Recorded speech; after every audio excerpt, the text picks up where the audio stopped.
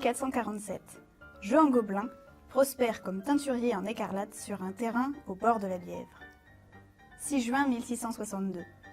Colbert, ministre du roi Soleil, reprend ce terrain et fonde ainsi véritablement la manufacture royale qui prend le nom de Manufacture des Gobelins.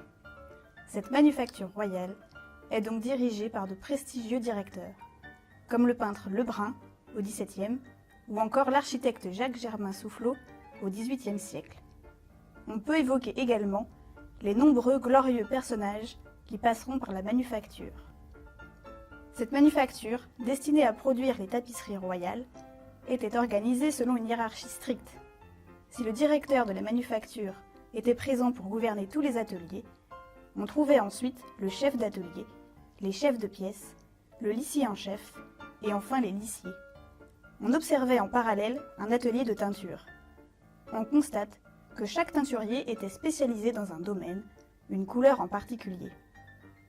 Pour répondre aux commandes, les teinturiers devaient réaliser toutes sortes de couleurs. S'il est vrai que toutes les couleurs sont produites à partir de pigments naturels, il est vrai aussi qu'obtenir ces couleurs représentait une tâche ardue. En effet, on devait utiliser du pastel ou de l'indigo pour obtenir du bleu, de la gaude pour le jaune, ou encore de la cochenille pour le rouge.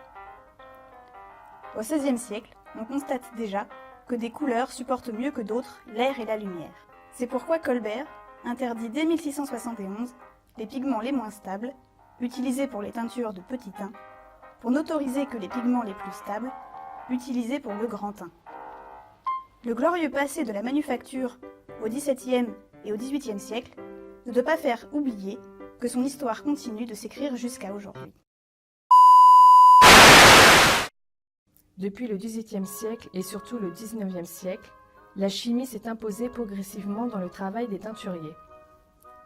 En effet, alors que Chevreuil, chimiste et directeur des Gobelins, développe au cours du XIXe siècle le cercle chromatique et la loi du contraste simultané des couleurs, les colorants synthétiques s'imposent.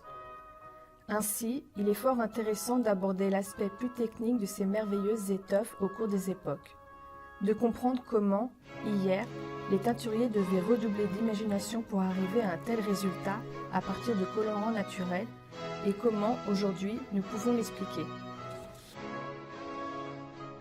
Afin de pouvoir comprendre la teinture de la laine, il faut commencer par comprendre ce qu'est la laine. En effet, la laine brute, soit celle que le mouton porte sur son dos, n'est composée qu'à 45% de laine vierge. De ce fait, plus de la moitié de la laine brute est composée de cire et de sang naturel servant à protéger le mouton, ainsi que de déchets et d'eau. Ces derniers composés étant totalement inutiles pour la teinture, il convient de commencer la teinture par le nettoyage et dégraissage de la matière première. Mais qu'est-ce que la laine vierge ? La laine vierge est un ensemble de fibres plus ou moins longues et épaisses en fonction de l'espèce du mouton. Par exemple, la fibre du mérinos aura une longueur de 6 à 10 cm pour une épaisseur de 20 microns environ. Ces fibres de laine sont composées d'un enchaînement plus ou moins aléatoire des molécules élémentaires de toute protéine, les acides aminés. C'est sur ces acides aminés que les molécules colorantes vont venir se fixer. Le second élément indispensable est le pigment car c'est lui qui va apporter la couleur. Par définition, le pigment est une substance chimique colorante insoluble dans le milieu qu'elle colore. Il existe différentes familles de molécules telles que les azoïques, les anthraquinones, les indicotiques et bien d'autres encore qui possèdent des propriétés colorantes. En effet, de par leur structure chimique, elles vont pouvoir interagir avec la lumière et la modifier pour créer la couleur. La couleur de ces molécules est aussi modulable à l'aide des oxochromes, c'est-à-dire des atomes ajoutés à une structure qui lui modifie ses propriétés optiques. Par exemple, l'anthraquinone est naturellement jaune, alors que si on lui ajoute 2 groupements OH, obtention de l'alizarine, elle va devenir rouge. Un second exemple connu, l'indigo. Pour être solubilisé, l'indigo doit perdre 2 hydrogènes. Il passe du bleu au vert foncé, puis à la fin de la teinture, l'indigo est stabilisé en récupérant ces 2 hydrogènes et il redevient bleu foncé. Cependant, si la laine préparée et les collants sont mis en contact tels quels, la teinture sera de mauvaise qualité, voire totalement inefficace. En effet, il manque un mordant pour faire le lien entre la fibre et la molécule colorante, en formant ce qu'on appelle en chimie un complexe.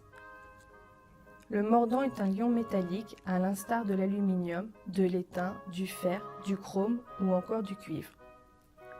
Le choix du mordant est crucial car il peut impacter la couleur finale du pigment et donc de la teinture. Par exemple, l'acide carminique est rouge en présence d'aluminium, rose avec de l'étain, vert avec du cuivre et violet avec du chrome. Écoutons maintenant la sous-responsable de la teinturerie des Gobelins qui nous présente son métier. Bonjour, donc je suis Sylvie Sicaleschi, je suis à l'atelier de teinture depuis 30 ans et je suis sous-chef d'atelier.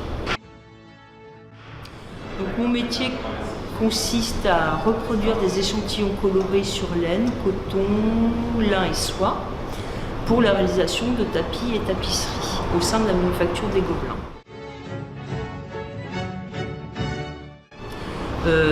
Toutes les couleurs sont réalisées en trichromie, c'est-à-dire à partir des 3 couleurs primaires, jaune, rouge, bleu. Alors actuellement, on n'utilise que des colorants synthétiques. Depuis à peu près les années 1950, on est passé au tout synthétique au Gobelin. Avant cette période, il y a eu un mélange de colorants naturels, de synthétiques, et à un moment, on a dit stop, il faut vraiment passer au synthétique. Ce ne sont pas les mêmes colorants qu'on utilise pour la teinture de la laine et le coton par exemple.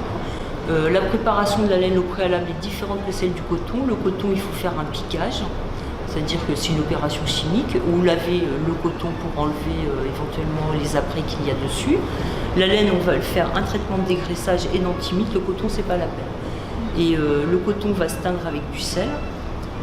La laine sera teinte avec de l'acide, puisque nous on utilise des colorants acides. On peut réaliser entre, on va dire, minimum 500 jusqu'à 700-800 couleurs par an, création complète. On est 4 personnes à l'atelier et pour un kilotage qui peut varier aussi de 500 et s'il y a beaucoup de tapis, ça peut aller jusqu'à 1 tonne de laine par an.